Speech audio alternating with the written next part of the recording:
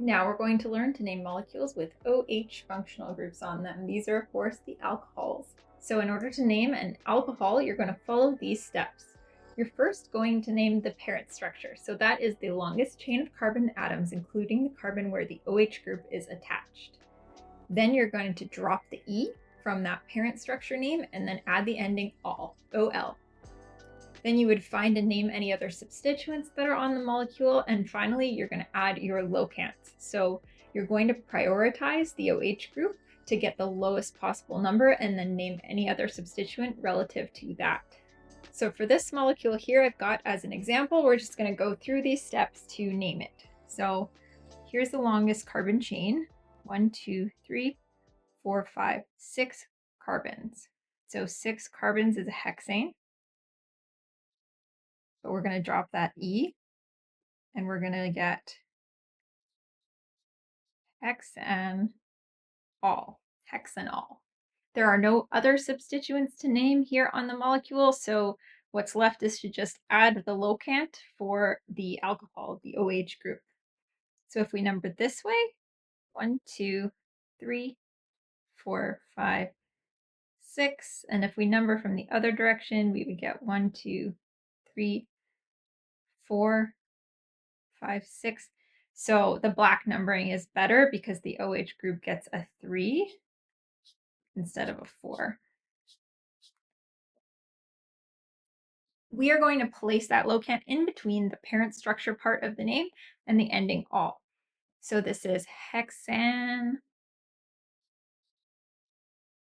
-3 -ol. Here's another example. This one has a triple bond in the parent structure. So let's look at that chain. We've got 1, 2, 3, 4, 5, 6 carbons again. And remember, when an alkyne is on the very end, that just means that there's a hydrogen on the end of it. We don't show it in the skeletal notation, but it is there. But there are 6 carbons again.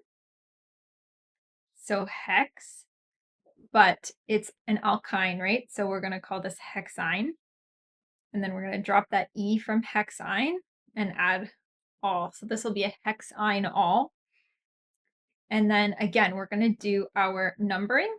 So 1, 2, 3, 4, 5, and 6. The OH is in the same place as in the last example. It's on number 3. And the triple bond starts on carbon number 5. And so we're going to put all of that together. So we're going to get X-5 ine -3 ol. Hex 5 ine 3 ol. Now you may come across a molecule where there are multiple OH groups. These are polyols. And so if there's more than one OH group to name in a molecule, you are going to look for that parent structure where you can get all of the carbons with OHs attached into the longest chain if you can. Then you're going to take that parent structure name, you're going to add the appropriate multiplier for the number of OH groups that you have, and then the ending ol. So in this example, we have a carbon chain of 1, 2, 3 carbons. So that's prop, or propane, I should say, because it's a propane chain. And then there are 3 OH groups. So that's a propane, tri for 3, and then ol. And so just like in the previous section with the amines, we don't have to drop that E. We can just put propane, tri, ol.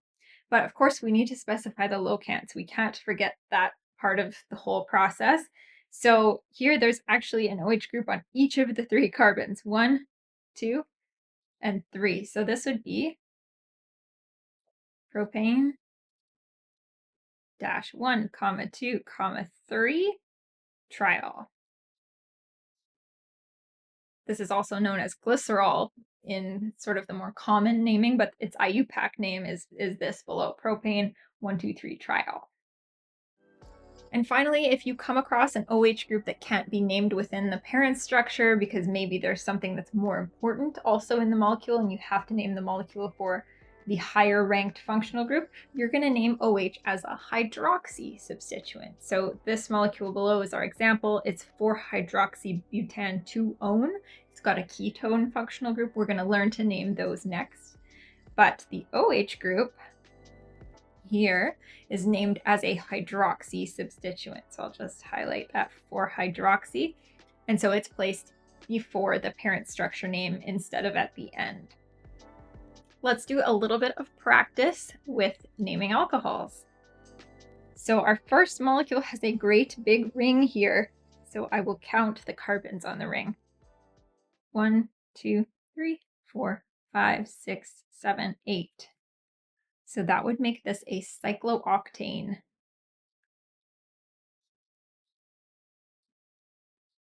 Cyclooctane.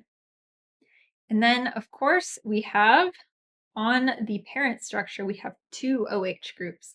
So that's going to be a cyclooctane diol. Cyclooctane diol. Now we have to name our substituent here. There's another substituent on the ring. So let me circle that whole thing for you. So this whole thing is a substituent on the ring.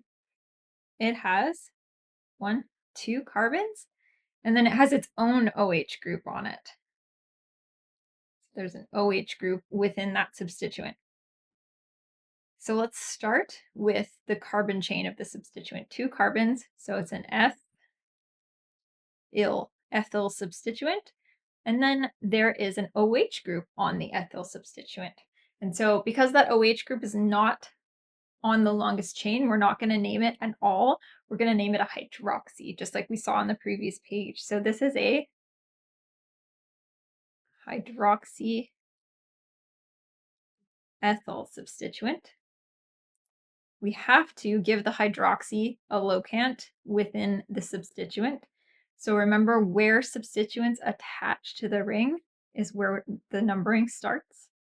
So 1 and 2. So it's on the 2 carbon. So it's a 2-hydroxyethyl substituent. Since it's a complex substituent, we put the whole thing in parentheses. And then we add it to the beginning of the name. So this is going to be a 2-hydroxyethyl cyclooctane triol. My goodness, what a mouthful. And we're not done yet, right? Because the 3 things on that main parent chain all need locants. So we can start anywhere we want on a ring. We want to prioritize those OH groups to get the lowest number though. So 1, 2, and then we would go 3, 4, 5 if we went that way. If we go the other way here, we would get 1, 2, 3, 4, 5, 6. So we like 1, 2, and 5 better than 1, 2, and 6. So we'll stick with the black numbers. I'm going to write this out again, and I'm going to try and write neater this time because I realize this is a little messy. Sorry about that. So this is going to be 5, and then in the parentheses, 2-hydroxy ethyl cyclooctane 1, 2 triol. In this next example, we have a long carbon chain. So let's see, 1, 2, 3, 4, 5, 6, 7, 8. So 8 is oct, and then there's a double bond within that chain. So this is an octene.